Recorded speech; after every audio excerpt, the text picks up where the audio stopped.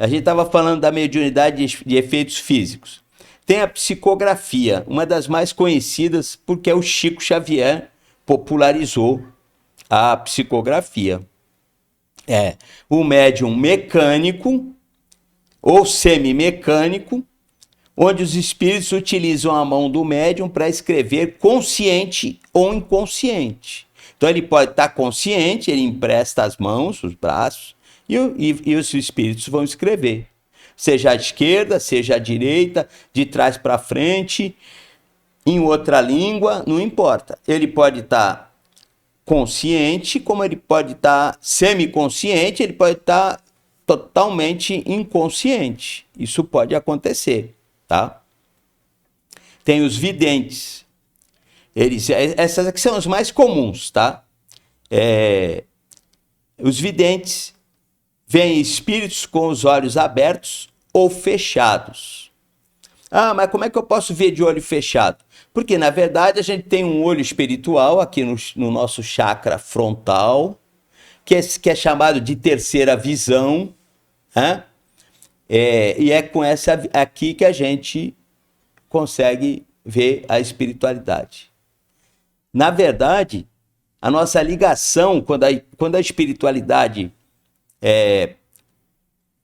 influencia na gente, é o nosso coronário aqui, tá? E é interessante, desculpa te cortar, é interessante que eu estava vendo uma reportagem, e não é com cunho espírita, mas a gente tira de lição, de um rapaz totalmente cego de nascença, e ele era pintor. E colocavam ele em frente um prédio, em frente a um horizonte, e ele pintava perfeitamente. Quer dizer, totalmente cego. Por que um prédio? Porque não teve como você falar que é o tato, né? Porque aqui o tato ele poderia compreender o objeto. E o horizonte? Como que você vai... Nem que você descrevesse para alguém cego de nascença o que é um horizonte, como saber pintar, né? Então Isso é um tipo de mediunidade. A mediunidade, ela não é do espírita só. Não é uma atribuição para o espírita. Perfeito. É o ser humano. É a humanidade. Uns mais, outros menos. Uns adormecidos, não quiseram mexer com isso, outros não tiveram oportunidade, e outros que realmente já ostensivo e não quis mexer com isso. Conheço gente que eu já ter visto incorporado, completamente incorporado, e até hoje não tem conhecimento de a pessoa trabalhar mediunicamente. E aí um dia conversando, ela fala, eu vejo, eu sei, mas não foi mexer com isso. Uns por receio, outros por medo, né? A gente costuma dizer que tem gente que tem medo de espírito. Para um vidente que vem um espírito bem apresentável, normalmente o espírito se apresenta conforme a última reencarnação. Mas pode se apresentar um espírito que acabou de se acidentar. Aí a pessoa vê aquilo, fica, entendeu? Transtornada. Às vezes vê outra pessoa, vê um espírito todo deformado do lado daquela pessoa, vai falar para outra pessoa? Não pode falar para outra pessoa. Né? Então, são coisas que a gente tem que ter bom senso no que vai dizer, tem que ter caridade para lidar com isso. Não pode simplesmente falar, eu vi, é isso que vai acontecer. Não é assim que funciona. Como é que eu iria falar para a pessoa que estava com problema que ela ia desencarnar?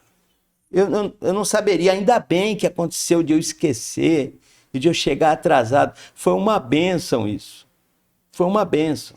Ou a pessoa chega no centro espírita mal, pedindo ajuda, o atendimento fraterno ali, a pessoa não vai falar para ele, você tá com espírito, é obsessão. A pessoa vai embora. Falando, que lugar é esse aqui? Né? A pessoa de saber, a luz deve ser iluminada aos poucos para não ofuscar, não é isso? Éder, foi feita uma pesquisa de várias pessoas doentes que procuraram centro espírita. Eu não sei se Casa da Luz. Eu estava lendo a matéria e ocorre mais ou menos 40 cirurgias espirituais por sessão.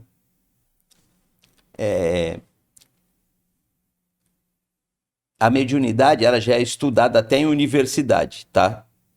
Porque, por causa dos efeitos que causa, principalmente em paciente, para a medicina poder entender por que acontece de gente se cura e outros não se curam, e por que tem essa diferença no ser humano. O que faz oração, o que não faz oração, o que recebe oração, e assim vai. Então, e aí, 40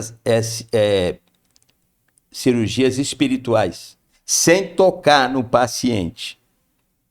Um círculo, paciente deita numa maca, cobre-se metade do corpo com lençol branco e 2 médiuns fazem lá a aplicação do passe magnético, fazendo a cirurgia. Bom,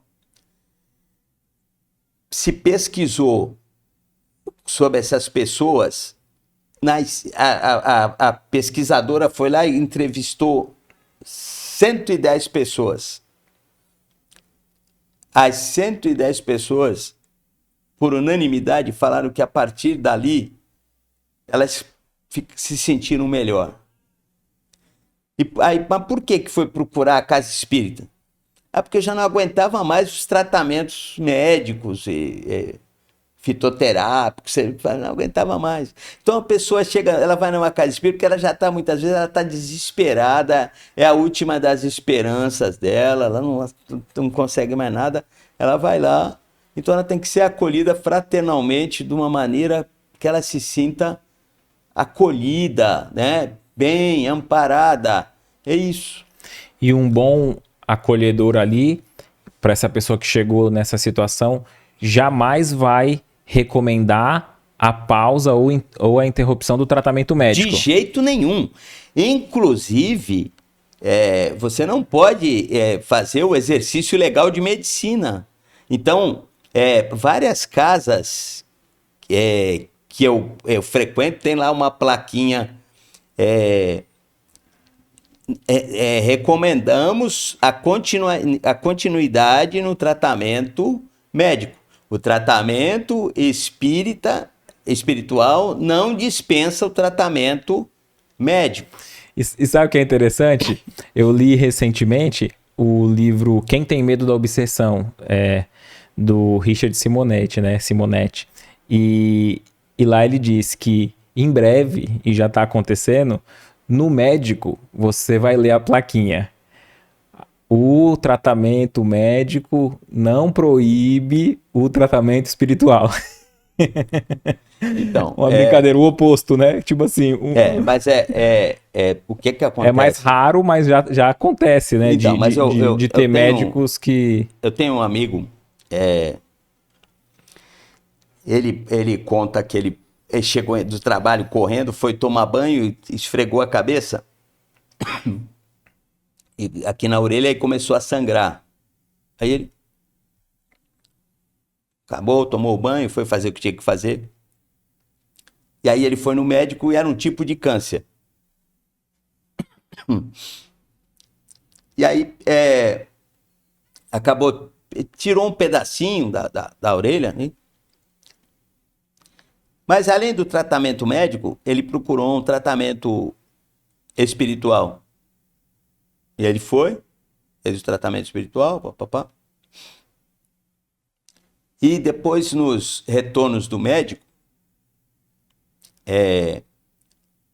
o médico falou assim: oh, nossa, que recuperação maravilhosa, você está curado. E ele não falou nada, que ele foi no... tá bom, doutor, obrigado, coisa e tal. Entendeu? Então, o que acontece? As pessoas ainda têm esse melindre de falar: olha, eu também fiz um tratamento espiritual. Entendeu?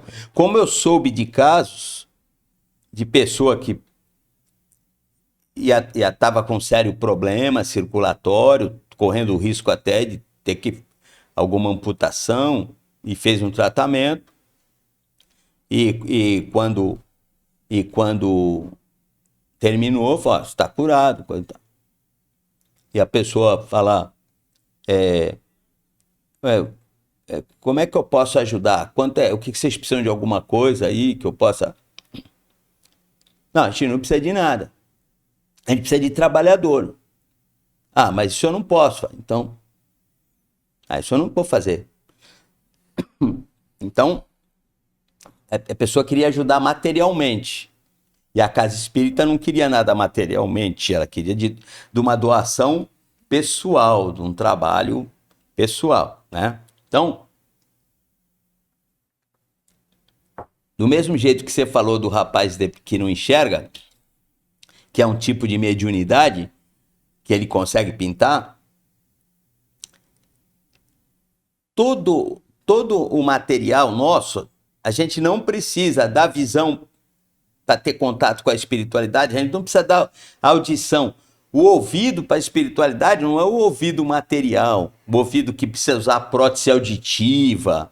A visão não é a visão que precisa usar óculos. É isso que é necessário entender. O que você achou desse corte? Coloca aqui nos comentários a sua opinião sobre esse tema. Para ver o episódio completo, é só pesquisar Recomeçar Podcast Espírita.